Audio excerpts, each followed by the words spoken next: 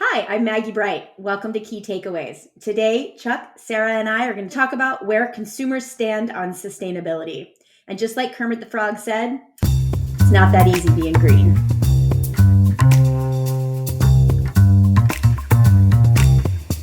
Hi, everyone. I'm Maggie Bright, and I'm joined by two of my favorite people, Sarah Marion and Chuck Murphy, here on Key Takeaways. And today, we are going to take on the very large topic of sustainability. We're going to try to keep it somewhat narrow, which with this group is always a challenge.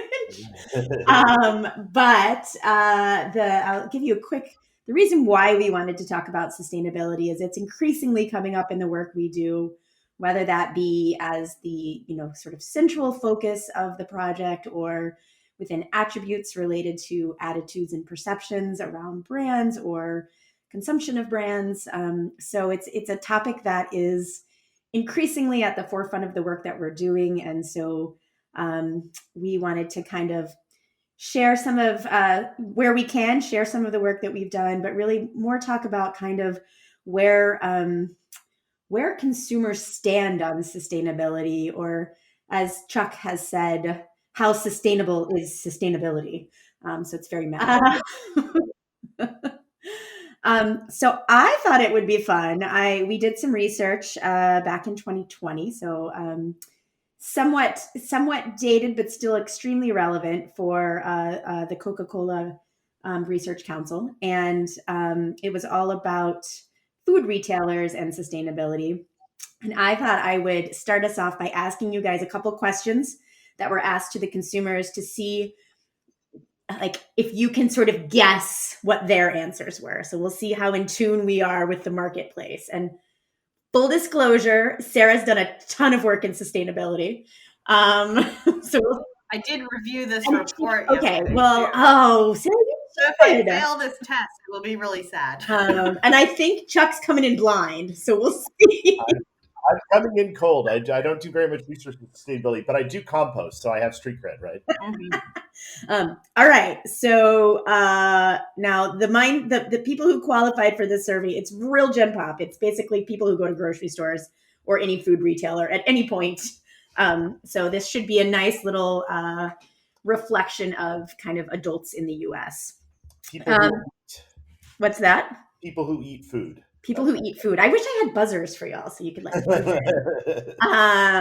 okay. So the first question we asked them is, should grocery retailers have a purpose other than making money? And I want to know, there were three answer options. So the first was no, not really. The second was, it's important that they help their employees and local community. And the third was, they should strive to serve a larger cause or make the world a better place. So I want to know what you guys think the percentage of people that were in that top bucket, striving to make the world a better place. I recognize that question. Yeah, it's been slightly repurposed from past. Okay, yeah, I recognize that question. Okay, so Sarah, you reviewed the report. You have a good number. You probably remember, huh? So should I go first? Yeah, I want to say it's. Do I have to guess a specific number? Or can I give you a range? Oh no, specifics. We're all about the specifics. 28%. Okay, Chuck, you think it's more or less? I'm going to go a little higher. I'm going to say 35%. Oh my goodness, you guys are very optimistic. It is 20% actually. So 20% of the people we talked to felt that there should be a larger cause beyond just even the local community, but make the world a better place. Mm-hmm. And then the second bucket, I would love to know what y'all think here. So this is the percentage of people who indicated that it is important that a food retailer helps employees and local community. That one I want to say was much bigger, 50%. Chuck, more or less. You had 20% in the top bucket. Yep. Now you got me nervous because I was so high. I'm gonna say 30. Oh, it's 60%. Wow. Right? So that puts 80% of people saying basically that grocery retailers should have a purpose other than making money. And for those of you who are not familiar with one of our syndicated studies, we run a study called Path to Purpose. And in that study, 80% of people felt that companies should have a purpose beyond making money. So it's actually lining up beautifully with some of the other work we've done around kind of mission-driven plans. All right. This one's a harder question. I will accept multiple answers, but one of the other things we asked about were sort of personal priorities. So in your life, what do you think is really important that you're doing in terms of like your personal behavior? And it ranges from anything from, donating to charities to recycling to using solar energy. Like it's all over the board, and it's not just sustainability based. And again, I realize this is a hard question, but can either of you guess sort of like if you had to pick the top three things that consumers are focused on and just sort of like activities that they do to make the world better, what some of those would be? Wow, hard question. I know. I couldn't think of a good way to ask this one. Wow, I thought so was this an open end to the consumers? No, it was a closed end, and the list was about 20 long. Oh, that's too hard. Oh, so you're kind of the top ones. I mean, recycling would be the one near the top, I would guess. Recycling was number 2. Voting was number 1. I looked at it. Oh, voting. Oh, I wouldn't even thought that was not right now. I didn't look at it right now. I'm mixing it up though because I spent a long time staring at how we broke it out by generation because it was very interesting. Well, that was my next question, Sarah. You cheated. All right. So the top ones were voting, recycling, limiting food waste, purchasing items made in the U.S., recycling and donating old clothes, advocating for livable wages, using reusable bags, advocating for healthcare benefits, purchasing food from local farmers, and supporting local nonprofits working to end food insecurity. Again, this was through the lens of food retailing, so it does focus a little bit more kind of on like that end of the spectrum. But I thought it was really interesting that, voting was at the top, but then it was quickly followed by recycling and food waste items. So Sarah cheated. I didn't cheat. I reviewed the material. Review and has an incredible memory, so I'm just going to lodge a formal complaint for the viewers at home that I have no chance in this competition. But so I will let Sarah answer this one. Do you remember what sort of separated on a generational perspective the from Gen Z to Boomers, like what changed about the order of those things?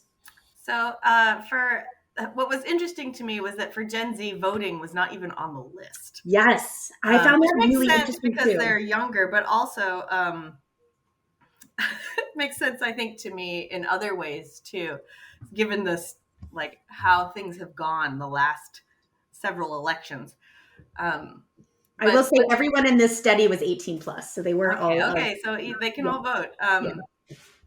Once you get older than that, so I know that like millennials, Gen X, and Boomers, voting and recycling were all up there jockeying for top place. And then the older you are, the more important they rate buying in the USA. Although I will say, I love that people think that they buy things made in the USA because they absolutely do not.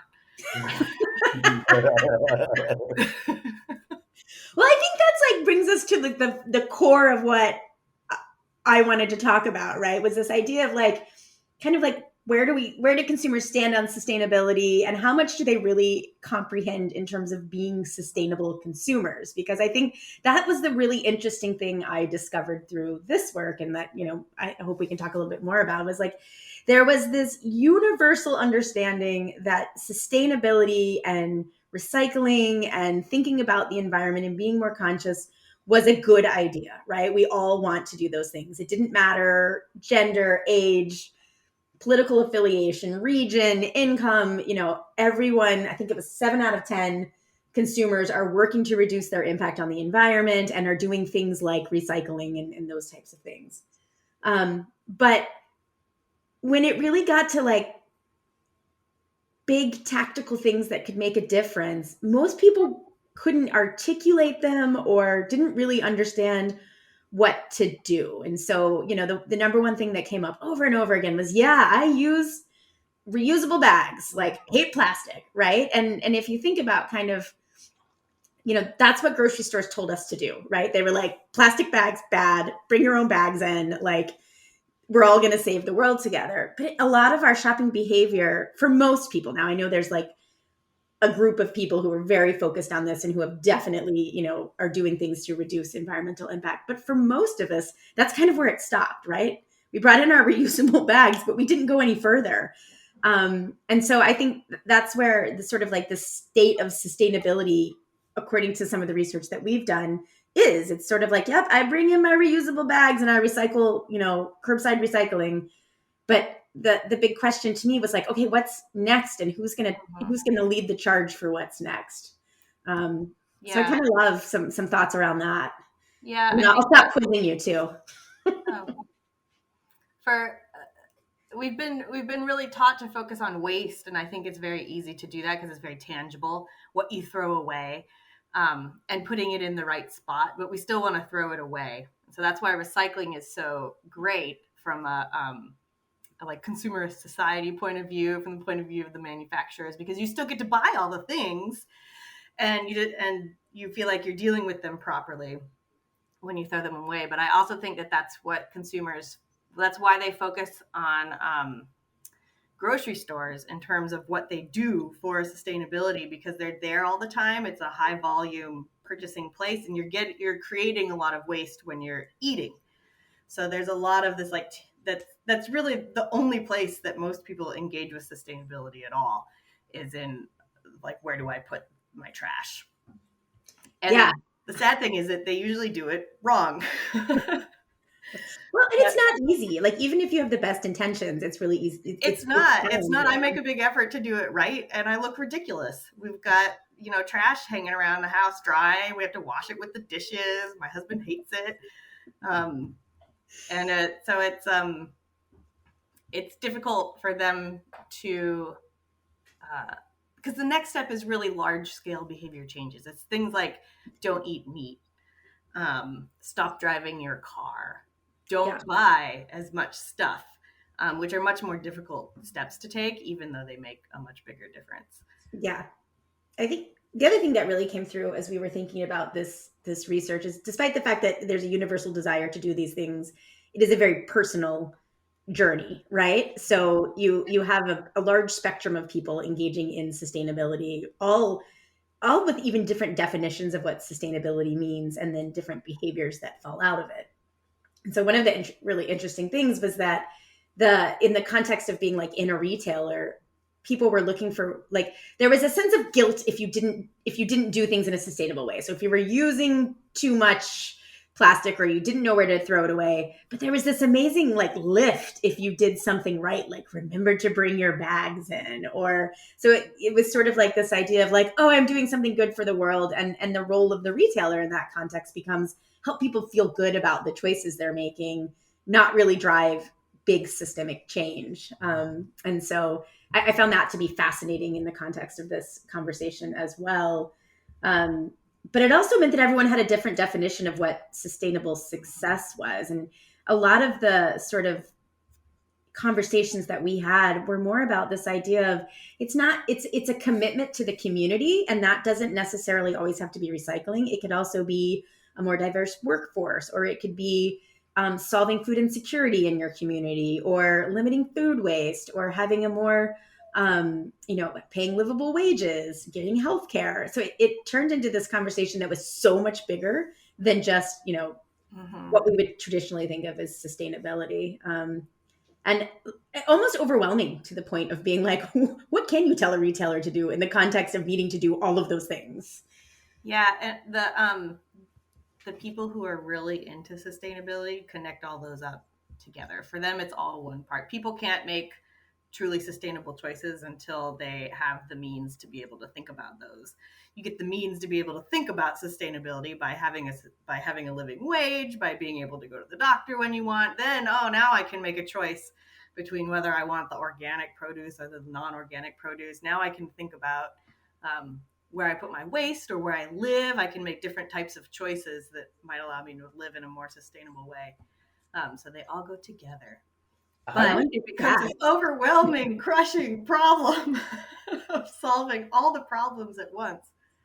I would also argue that some of that I kind of disagree with. I think people have the biggest thing you could do sustainability wise is it comes at the intake portion, right? It comes at the buying less, right? Which actually, helps. Even if you don't have the income to buy organic, buying less is the number one thing people could do, because so much waste comes from overbuying. And it's funny that you mentioned, Sarah, at the beginning, like washing the trash. There's a lot that people could do to be sustainable that's really difficult. It's a pain in the butt. It's small difficult. It's not complicated.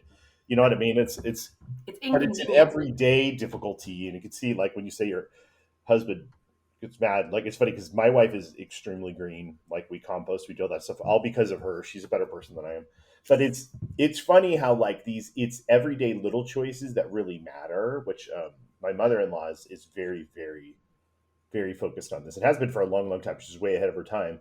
But it's really what it matters is all at the beginning part of the consumption cycle, right? Which actually we see that so much a big part of American culture is overconsumption and overbuying. Mm-hmm. And so I think sometimes people are like, oh, it's hard because a lot of people don't have the money to buy organic. It's like, no, actually, this saves you money.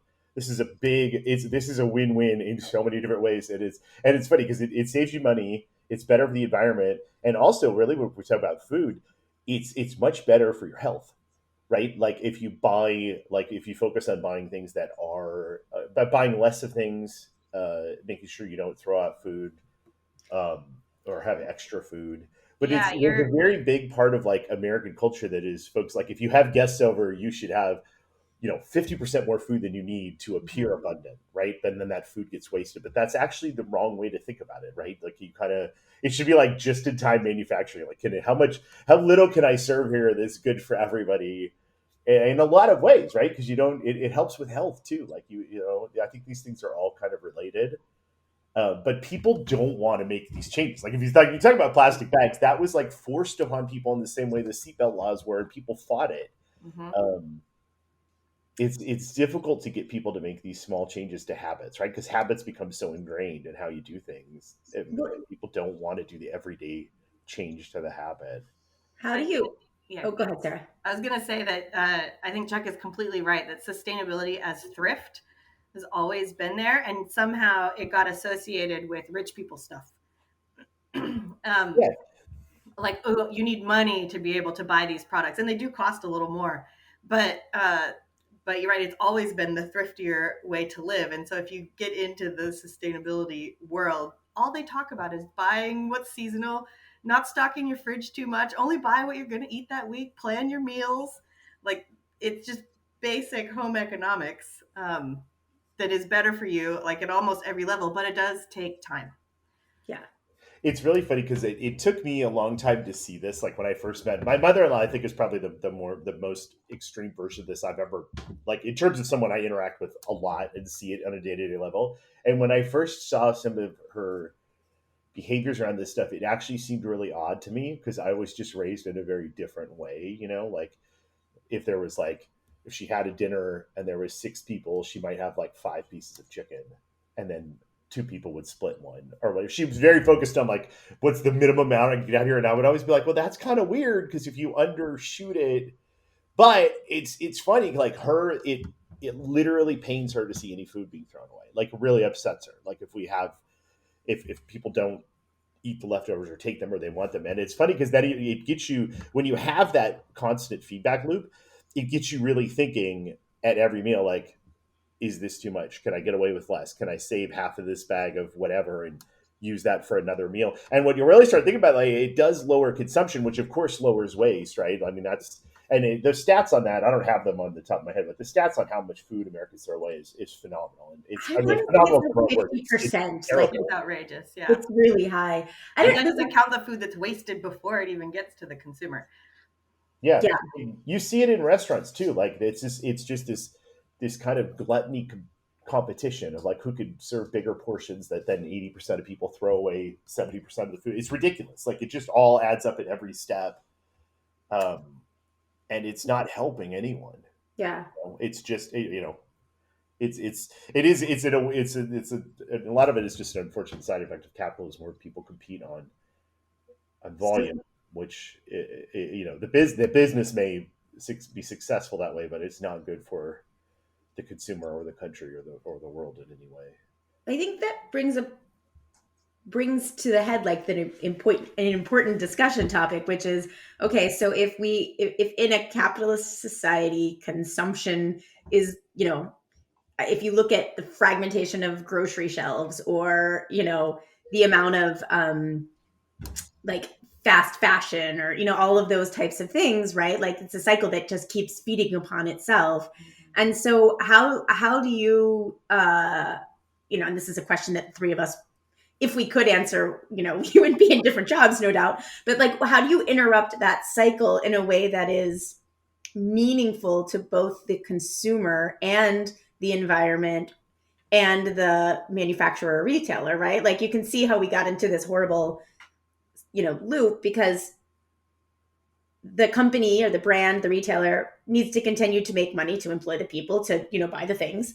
The people have been trained to buy the things, and then the manufacturer is trying to produce them as with a profit margin in a way that allows them to keep up with the demand. So it's sort of like, how do you throw a wrench in all of that so that you address this bigger issue of we're consuming too much, which is leading to a lack of sustainability.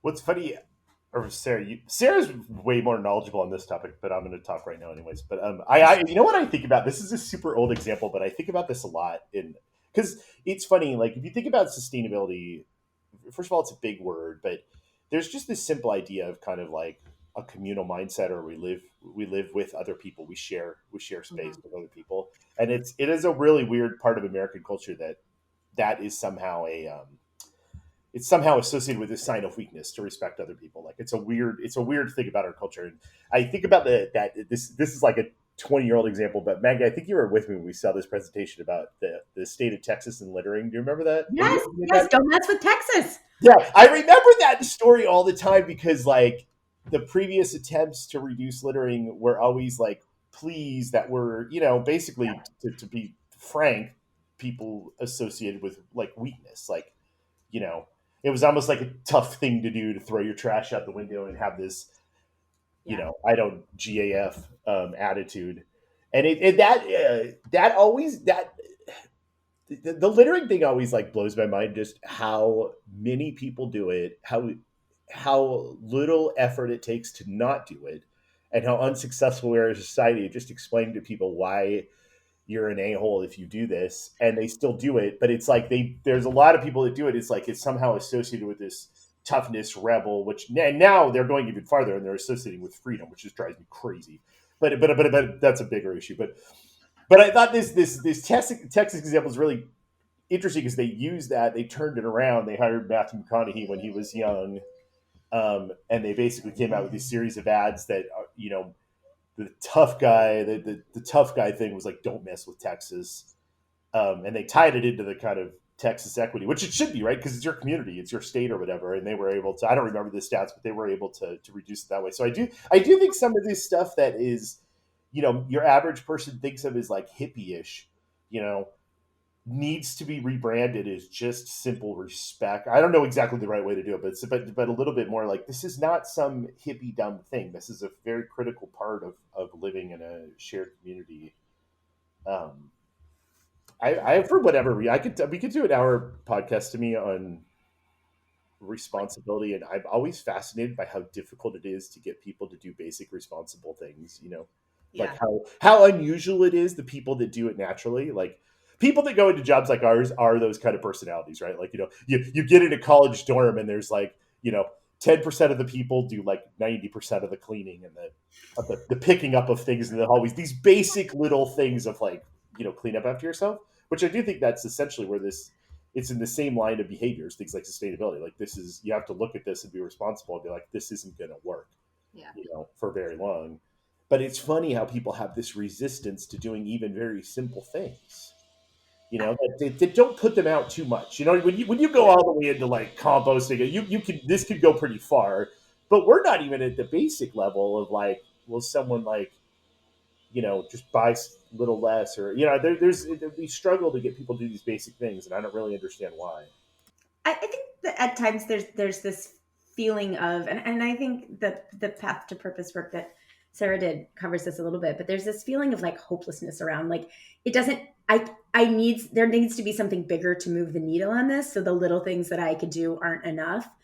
But I also think, kind of tangent, to me, it seems like there's sort of two ways into sustainability. One is what we're talking about, sort of like the responsibility piece of it, the, understanding that we're, all parts of a bigger picture, and that, you can't just, throw your trash wherever you want and expect the environment to survive that. But I also think there's a way in through like value, like monetary, like searching for, and that's the thrift mentality that you were talking about, Sarah. So like when I think about a lot of the reasons that I initially started being more mindful of resources was because I was like, well, I was 20 and my power bill was really high, so I turned the lights off more often. Or, I didn't want to spend as much on my water bill or my heating bill. So I started making smarter choices that were like, there was an economic driver to them that also was environmental. So it sort of satisfied two of my core values, right? Like don't spend money I don't have, and, leave a smaller footprint on the earth. So I kind of wonder, I think a lot of times when we see, you can think of like a store like Aldi, right? Where I think a lot of the things that they did that ended up being sustainable, probably from the genesis of them was more about the economics of some of those choices, but they ended up being sustainable. So which is kind of counter sometimes to our like consumption mentality and capitalism mentality in the US. So it makes sense that we would struggle more with sort of coming into sustainability through an environment or an economic lens. Yeah, so there's like the communitarian, there's health. You have a term for it, communitarian. The mindset. Okay. There's health, there's thrift. And I think the other way into sustainability is self-sufficiency, which is how you get some of those freedom folks in. But the way that people understand self-sufficiency is like a whole other conversation. And self-reliance. But I think that people will tolerate a lot more inconvenience than we give them credit for, but you have to give them a trade-off. And so what Aldi does is you have to tolerate some of this inconvenience, but you'll get a deal. Right.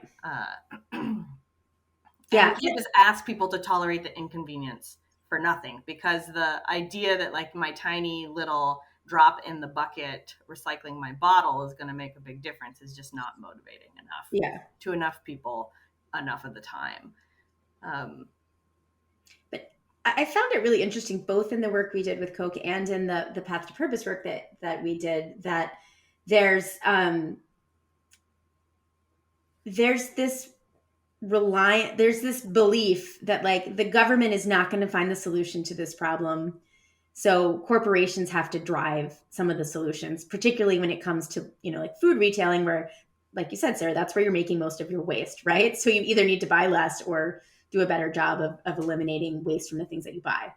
And so I found that really fascinating. It's like the idea of like, it seems like either manufacturers or retailers have to come up with the next plastic bag, right? So that, they make us the next elimination of the plastic bag, I should say. Like, so, sort of like they have to lead the way in terms of kind of the next big little thing that we do. And I would love your thoughts on that, both of you, sort of like who's in charge at this point in sort of getting us to the next small inflection point in terms of changing behavior. Yeah, I think it's really sad that people think, I have heard it too, and I probably agree, but it's sad to think that your government is not going to get on this for you when that is the entity that really needs to be driving change. And so the turn to corporations is almost like, it seems almost desperate on the part of consumers to think that you can influence a corporation more than you can your own government, where you are supposed to be like directly represented by people.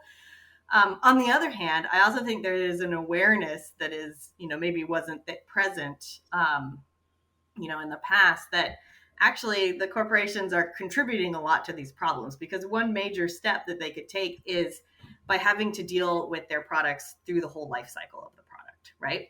If fast fashion manufacturers had to take back their clothes when they were done with them, I think that they would operate a little bit differently, because that would add all of the costs that currently they're dumping onto consumers and then onto the rest of the world somehow back into their bottom lines. And it takes the government to make them do that. And Americans are, studies have shown this over and over again. We're uncomfortable with regulation when it's presented to us as new, but we don't want to get rid of any of the regulations that we have. We like them when you tell us what exactly they are. We want those. But when you propose new things, we're not sure about that. Right. So there's a dissonance there in what government can and should do. Once you put it in place, it's hard to take away because people like it. It's just putting it in place that's very difficult for us, and even more so right now. It's a failure of government, right? It shouldn't. We shouldn't be reliant on corporations. It's a failure of government, I think, pretty clearly, and I think people recognize it. It's actually really interesting. I did this thing, but I have two really wacky thoughts here. But one is, as Sarah was talking and she said communitarian and thrift, I realized that I did a segmentation on sustainability. I had forgotten about it until Sarah said those words, but I remembered that thrift was one of the really effective ways to get people to accept this. If you tie it with like, this saves you money, and I totally blanked on that when I was like, oh my god, I actually did a segmentation on this, and that's how forgetful I am. But I did this thing like these were at two separate points, but I did this thing where I helped. I did very little, but I tried to help with this. Build this recycling center, and it's way more complicated than you realize when you get into it. So I could see why, but I also think it's pathetic that so many cities have basically give up on this. It's because this is a big function of government in some way. You either have to have either some sort of fine to reduce waste, or you have to deal with the waste, but you can't just like dump it. I don't think. But anyhow, but then that was like 10 years ago, and then recently. We did Santa Monica is where I am in California. That's where our company is. Although, for the listeners of this podcast, that's not where either Maggie or Sarah are, which is a little bit confusing, huh? Because Maggie's in DC and Sarah's in Seattle. But so the city of Santa Monica is very progressive, very lefty. And as part of our kids' school thing, we had to go spend a day at the recycling center. And Santa Monica's recycling center was so different than the one that I had volunteered at like 10 years ago. And it was really interesting to see, but you just realize how complicated this is, that all of everything has to be segregated by the raw materials used to build. And it's like very hard to see. Like, you're like, I can't tell the difference between these two types of plastics. Like, how are these people able to do this? And then they all have to be treated different. It really is a big mess that's difficult to work out. And you could see how, moderate size cities or counties are just like, nope. We're not dealing with this. You know what I mean? But I also think that it's a huge failure on their part that they put different bids and make people think they are dealing with it and they're not. That's very, corporation did that. That would be very frowned upon. Sorry about the dog. No, I was, so in DC, one of the big, like sort of PSA type things that's been happening is there's this big push to tell people not to put their recycling into plastic garbage bags, right? Which it seems like, you're like, yeah, because the garbage bag isn't recyclable. They think it is, though. They just throw everything. It's aspirational recycling. Totally. But I was like, oh my gosh, it's like, it's so fundamental what we don't have right yet about this. And then the other thing that happened to me, I was eating a granola bar yesterday, which, right, like you think like natural and nature and like, the packaging emotes, all of those things, the name emoted, all of that stuff. And then I went to like see how to throw it away because I read all my little labels and numbers. And it basically was like, this can be recycled if you take it back to the store. Seriously? And I was like, okay, that is I'm like, this is terrible, right? Not only are you like, this is like your whole brand image and equity is around like nature and goodness and natural. But like, you expect me to take this little tiny wrapper, drive it all the way back to the grocery store where I got it, which takes fuel and time and all these other resources that I'm compromised on. And, and I was just like, this is the problem. Like, I want to do good. Like, there could be a situation with like, especially with a bigger chain where, all the packaging is of a similar material and you're going back to the grocery store anyway. So you bring all of it at once. Like, you could have a circular solution to that. That would be interesting. So we have some plastics like that, which I do like. I save them all in a box and then I always forget to take them back. But I think there are some solutions like that, but it's hard to figure out what goes and what can't and what, I don't know. Yeah. We actually pay for a separate service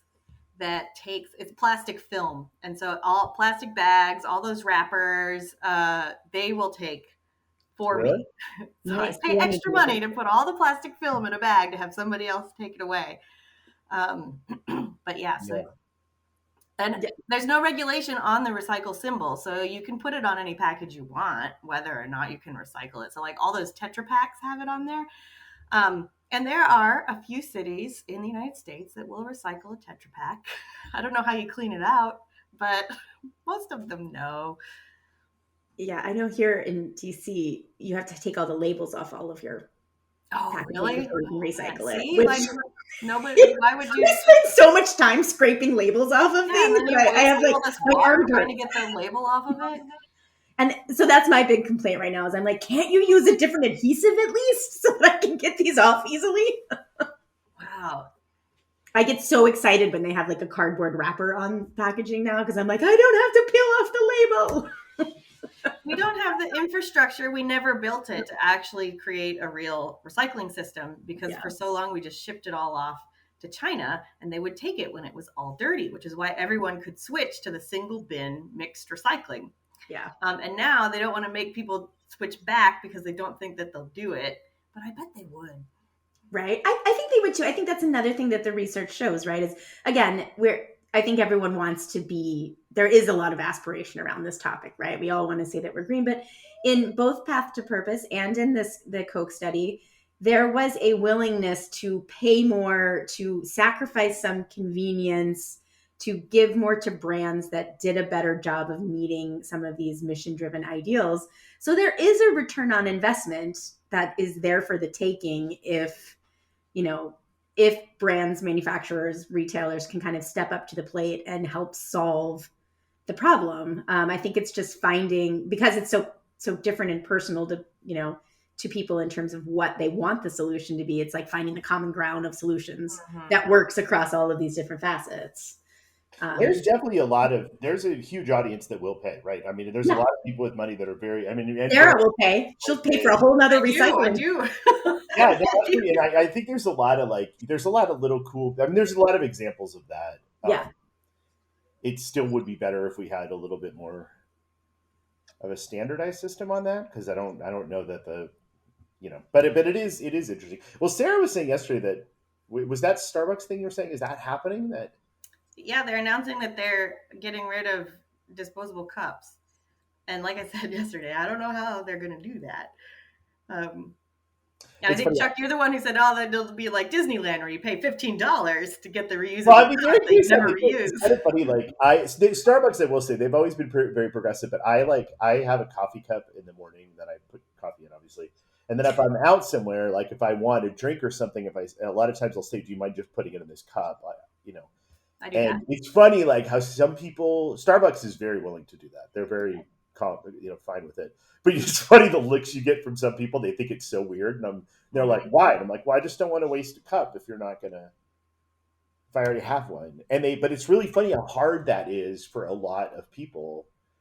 It's like it should be an easy change, right? If you're just like some little restaurant or whatever, like why can't you just put this water in my cup or in the Diet Coke in my cup? Or whatever? Yeah. When people ask me about that, because I do that kind of stuff all the time, I say, I just don't want to make a piece of trash every time I want to drink. And then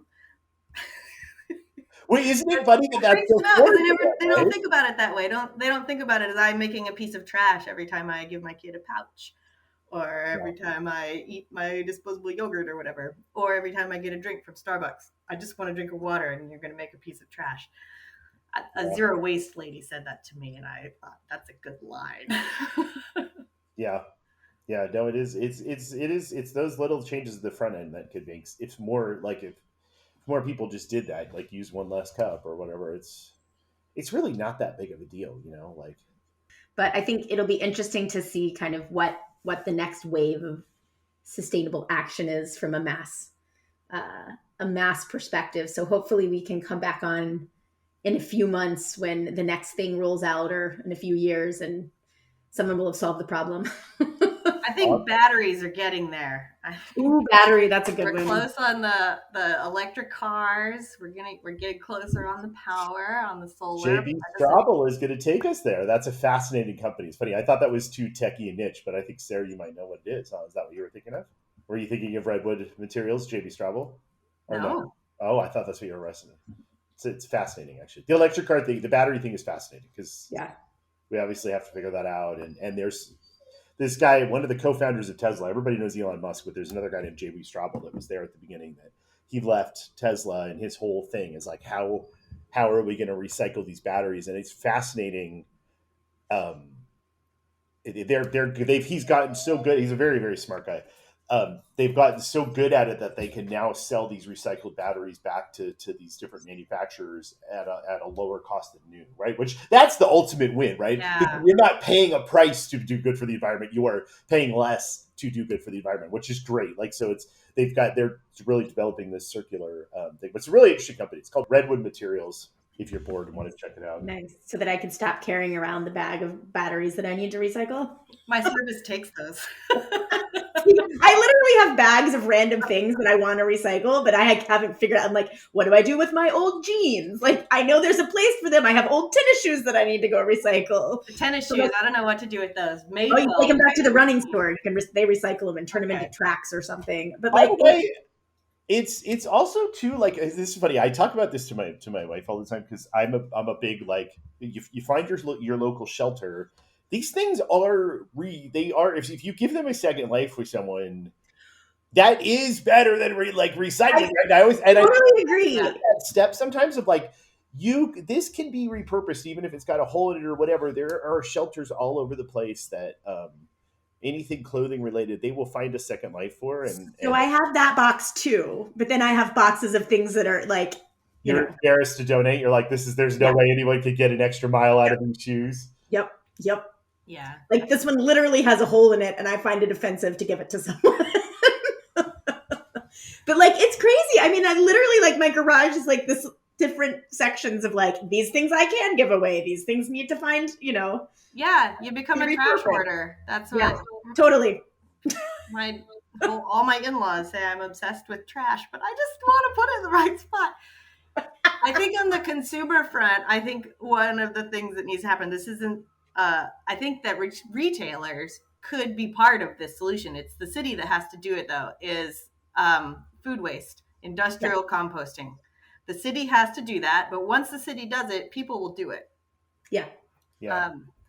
And the companies it ties into their mission of eliminating food waste.